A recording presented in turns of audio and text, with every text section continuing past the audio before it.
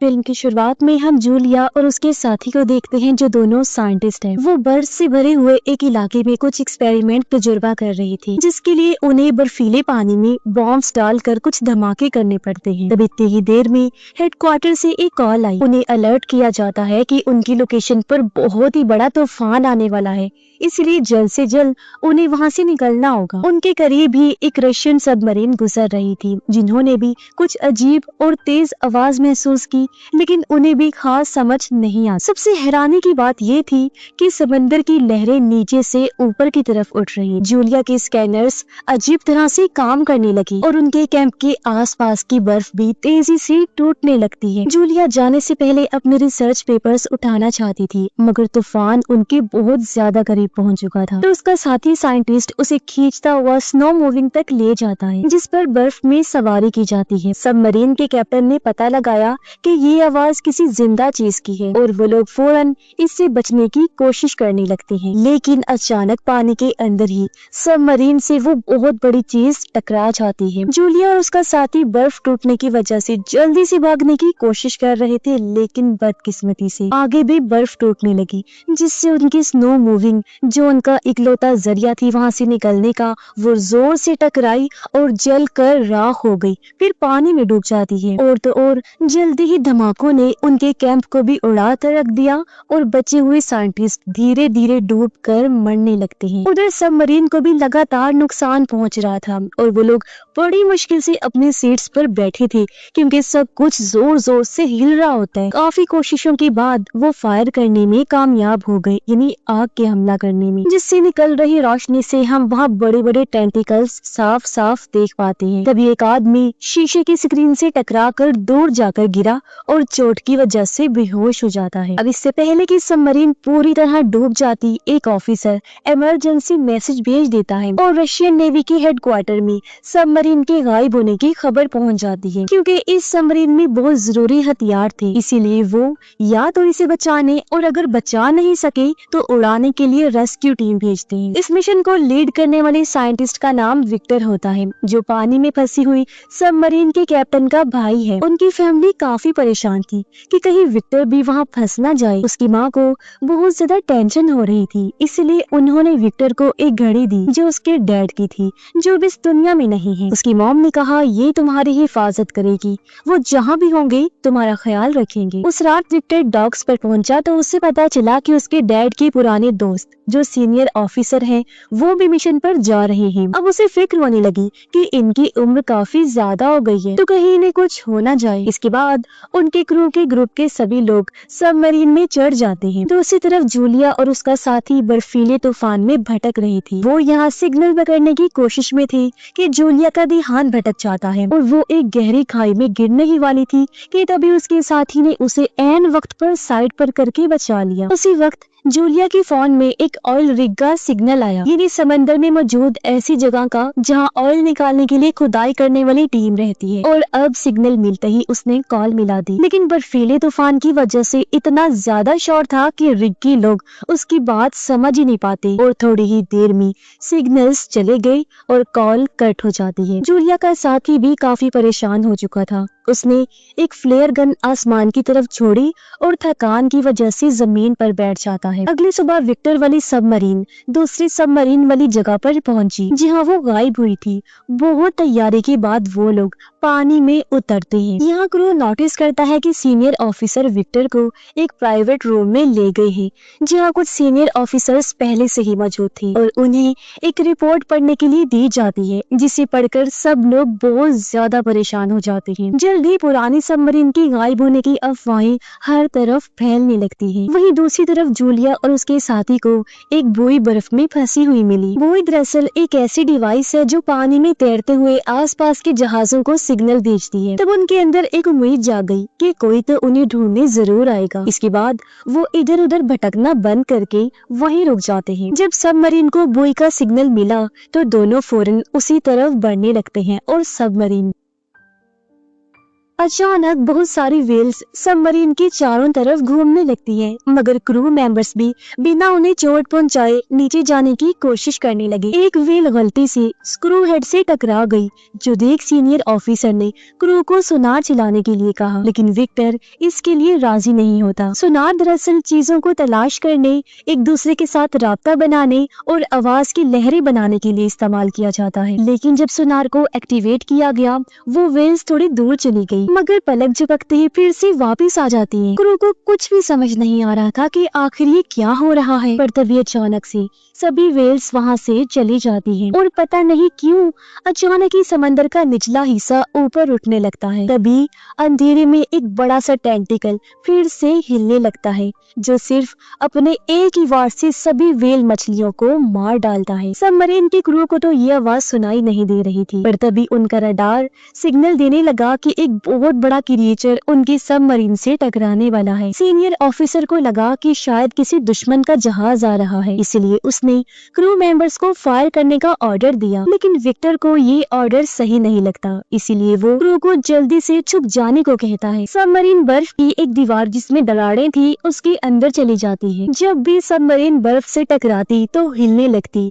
और रडार की आवाज भी और तेज होती जा रही थी, जिससे हेडफोन्स लगाए हुए लोगों के कान दर्द करने लगते हैं। जैसे ही वो अजीब दुश्मन उनका पीछा करता है, क्रू को सबमरीन रोकनी पड़ी, क्योंकि एक दीवार ने उनका रास्ता रोक लिया होता है। लेकिन खुशी की बात ये थी कि उनका पीछा करने वाला वो अनजान दुश्मन तब तक जा चुका था। जब क्रू सबमरीन के डैमेज का अंदाजा लगा रही थी, तो सीनियर ऑफिसर विक्टर को डांटता है कि उसने बिना सोचे समझे रिस्क लिया। अब उनके पास कोई ऑप्शन नहीं बचता, इसीलिए उन्हें सबमरीन को ठीक करने के लिए पानी के ऊपर आना होगा। वही जूलिया और उसका साथी एक दूसरे के साथ लगकर पत्थरों के नीचे लेटे हुए थे ताकि उन्हें सर्दी कम लगे। अचानक बर्फ टूटने की आवाज सुनाई दी और सबमरीन पानी से बाहर निकल आती है। सबमरीन में से लोग फौरन इन दोनों को देखकर इनके पास आ गए। क्रू मेंबर्स उनसे मिलकर अच्छे से उनकी बात सुनते हैं। उन्हें पूरा यकीन नहीं था कि ये उसी सबमरीन के हैं भी या नहीं। विक्टर ने जूलिया के साथी को चेक किया और फिर सीनियर ऑफिसर से बात करने लगता है। इस पर सीनियर ऑफिसर ने कहा कि इन दोनों को थोड़ा खाना देकर यहीं छोड़ दो, क्योंकि हो सकता है ये दूसरे मुल्क के कोई जासूस हो। लेकिन विक्टर ने उन पर तरस खाया और दोनों को सबमरीन में बिठा लिया जाता है। मुरम्मत का काम पूरा होते ही सबमरीन फिर से पानी में चली गई और उन्होंने बुई के पास सर्च करना शुरू कर दिया। मेडिकल चेकअप के बाद जूलिया और उसके साथी को खाना दिया जाता है।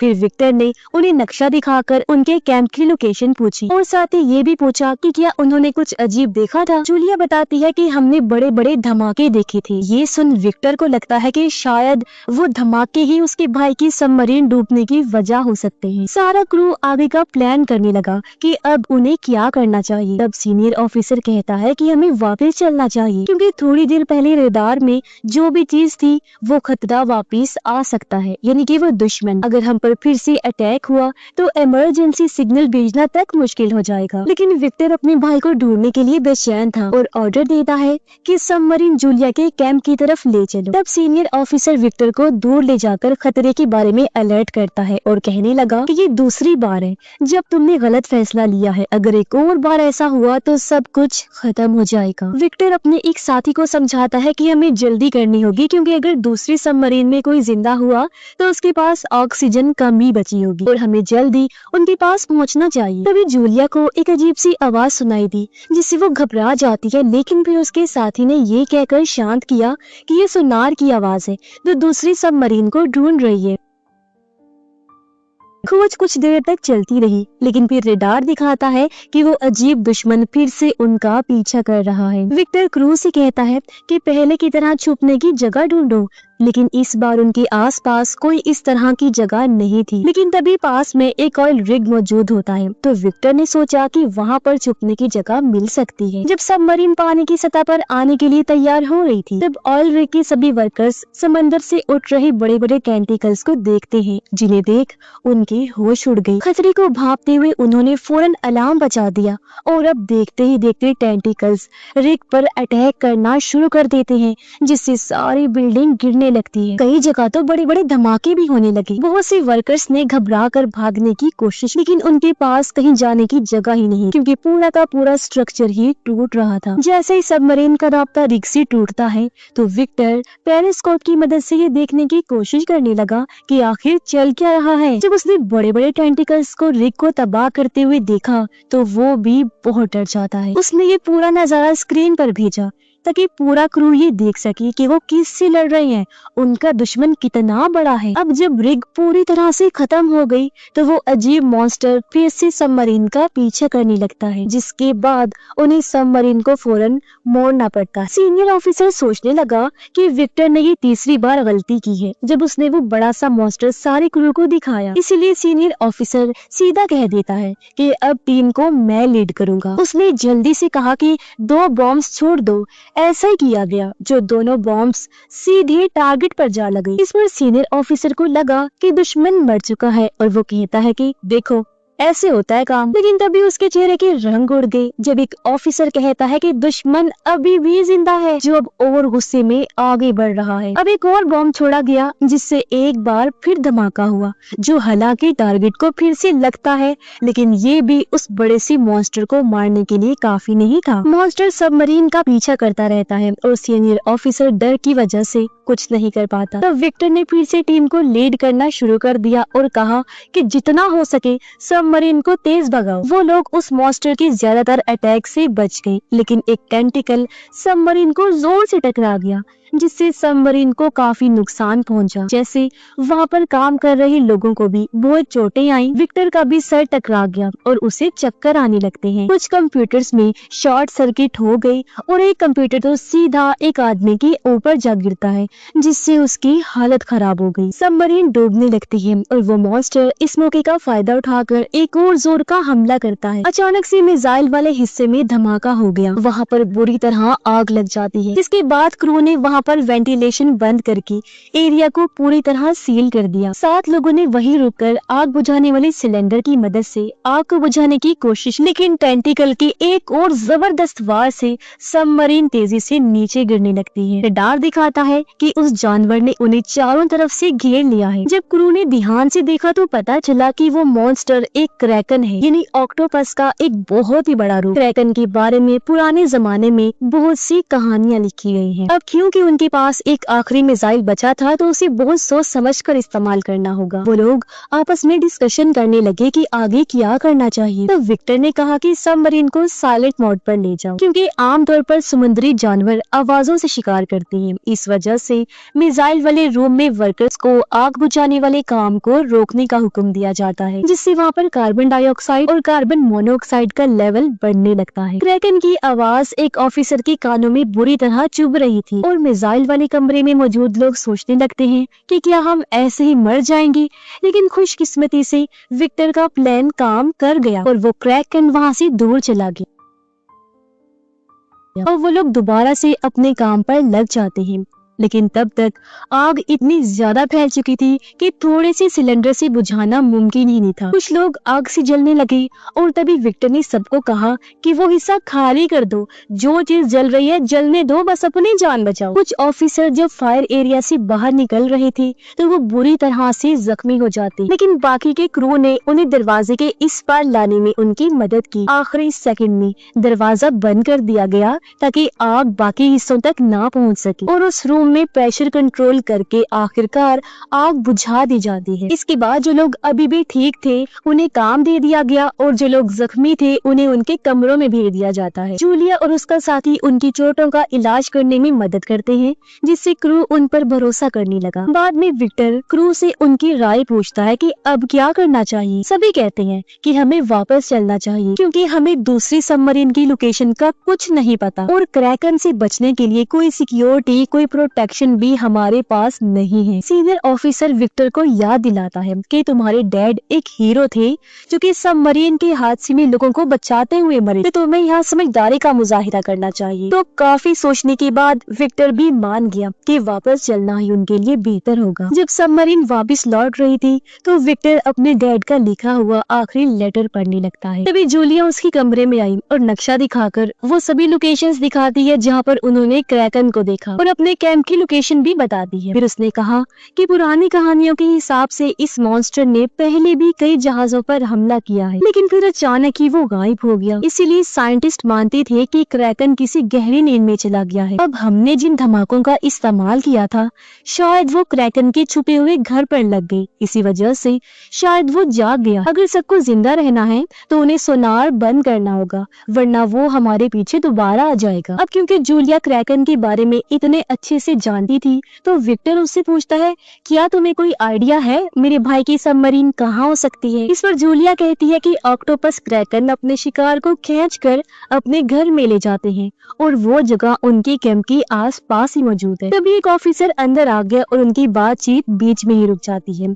ऑफिसर कहता है कि हमें एक क्लू मिला है कि वहाँ लोग जिंदा, जो कहकर वो साइलेंट मोड के दौरान की गई रिकॉर्डिंग सुनाता है। इसमें सबको सुनाई देता है कि कोई किसी लोहे पर बार बार ठक ठक कर रहा है। वो सिग्नल को ट्रैक करते हैं, ढूंढते हैं और उन्हें पता चलता है कि ये आवाज जूलिया की कैंप के पास ही आ रही है। इसका मतलब साफ था कि दूसरी सबमरीन में अभी भी कुछ लोग जिंदा हैं। ये देखकर विक्टर ने सबको बुलाया और कहा कि देखो, हमारे फौजी उस सबमरीन में बंद हैं, जिंदगी और मौत के बीच खड़े हुए हैं। अगर उन्हें हम नहीं बचाएंगे तो कौन बचाएगा? ये मत सोचना कि मैं सिर्फ अपने भाई के लिए वहाँ जाना चाहता हूँ। अगर तुम में से भी कोई एक भी वहाँ होता तो मैं एक आदमी के लिए भी ये करता। जिसके बाद उसने अपने साथियों को सीधा ऑर्डर दिया कि सबमरीन को जूलिया के कैंप की तरफ ले चलो। अचानक मशीन और दीवारों में से नट बोल्ट्स निकलने लगे, ग्लास और लाइट्स टूटने लगती हैं। इसका मतलब था कि सबमरीन ज्यादा गहरे पानी में चली गई है। इस वजह से वो लोग सबमरीन को थोड़ा ऊपर ले गए। तब एक ऑफिसर ने नोटिस किया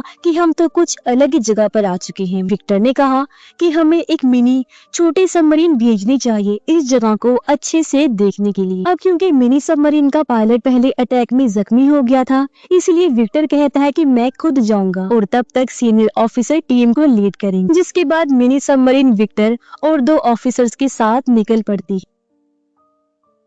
जैसे जैसे वो गहरे पानी में जा रहे थे, प्रेशर की वजह से सबमरीन की लोहे वाली चीजों से अजीब अजीब आवाजें सुनाई देने लगी। इतनी गहराई में वो पहली बार जा रहे थे। प्रेशर जल्दी सबमरीन के ऊपर असर डालने लगा, इसलिए अगर उन्हें जल्दी ही कुछ नहीं मिला तो उन्हें वापस जाना पड़ेगा। तभी उन्हें कहीं से आवाज सुनाई दी और जब वो उस जगह पर गई तो पता चला कि वहाँ हजारों डूबे हुए जहाज हैं। इसका मतलब है कि जूलिया की थ्योरी और कहानियां बिल्कुल सच, यानी क्रैकन पहले भी कई जहाजों पर हमला करके उनको अपना शिकार बना चुका है। अब आखिरकार उन्हें दूसरी सबमरीन मिल जाती है और वो उसके डैमेज को चेक करते हैं कि कहाँ-कहाँ नुकसान हुआ है। उन्होंने देखा कि उसका अगला हिस्सा अभी भी बिल्कुल ठीक है, जिसका मतलब है कि कुछ लोग वहाँ छुपे हो सकते हैं। उन्होंने इस मिनी सबमरीन को पुरानी सबमरीन से जोड़ने की कोशिश की, लेकिन जाहिर है इतने प्रेशर में ये कर पाना बहुत मुश्किल था। मगर आखिरकार काफी कोशिशों के बाद उन्होंने कनेक्शन बना ही लिया। विक्टर ने डाइविंग सूट पहना जो तैरते हुए पहनते हैं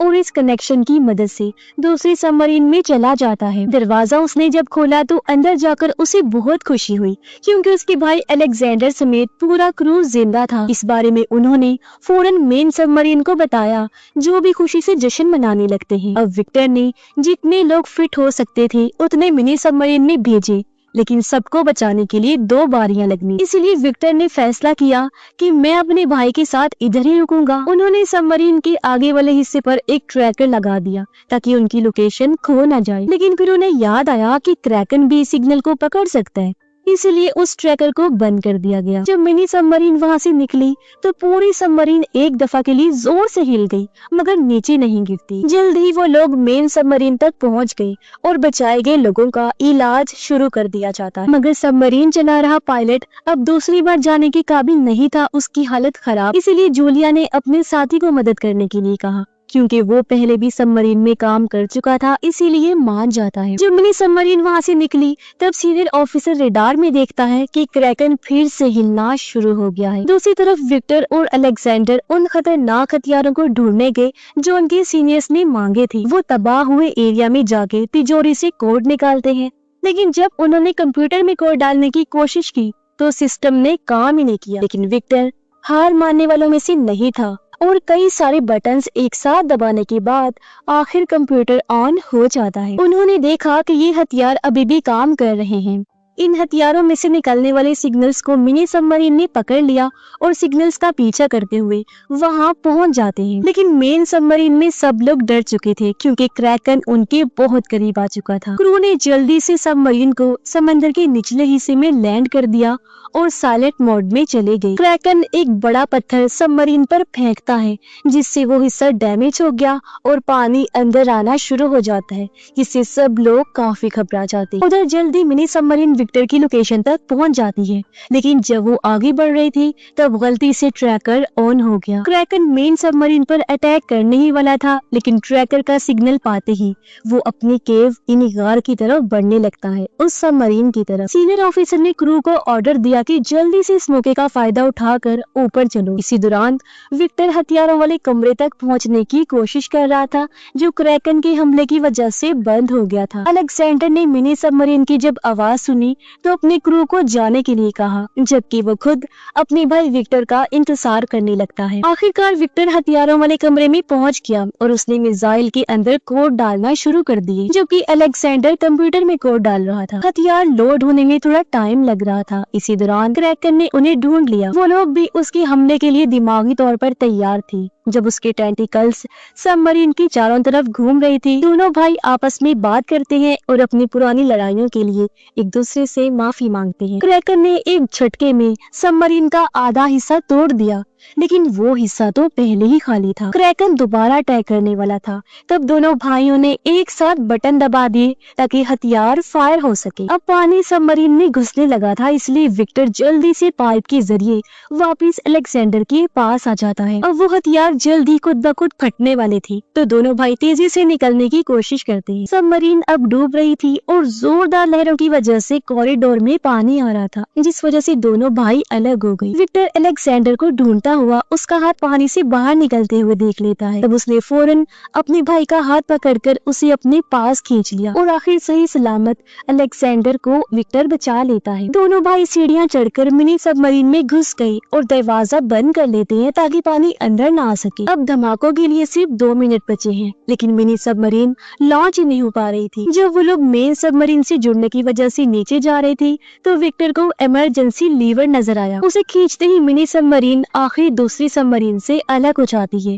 और अब वो तेजी से वहाँ से निकलने लगते हैं। जैसे वहाँ ब्लास्ट होते हैं तो तेजी सी लहरों की वजह से उनकी मिनी सबमरीन जोर से घूमने लगती है, जबकि ऊपर मेन सबमरीन में सब लोग बस उनकी सही सलामत ऊपर आने का इंतजार कर रही थी। कुछ देर बाद सबके हौसले टूटने लगे। उन्हें लगा कि शायद वो दोनों भाई मर चुके हैं और उनके चेहरे अफसोस से लटक गए। लेकिन तभी पानी में कुछ बबल्स आने लगे। वो मिनी सबमरीन ही थी जो आखिर सही सलामत ऊपर आ जाती है। सब लोग खुशी में जश्न मनाने लगते हैं कि हम सभी आखिरकार बच गए और दोनों भाइयों की बहादुरी और विक्टर ने जैसे क्रू को लीड किया उसकी तारीफ करती है। दोनों की माँ भी उनका इंतजार कर रही थी और जब उन्होंने देखा कि मेरे दोनों बेटे ही सही सलामत वापिस लौट आए हैं तो उनकी जान में जान आई। माँ बेटे एक दूसरे से मिलकर बहुत खुश होते हैं और इसी के साथ ही ये कहानी भी इधर ही खत्म हो जाती है।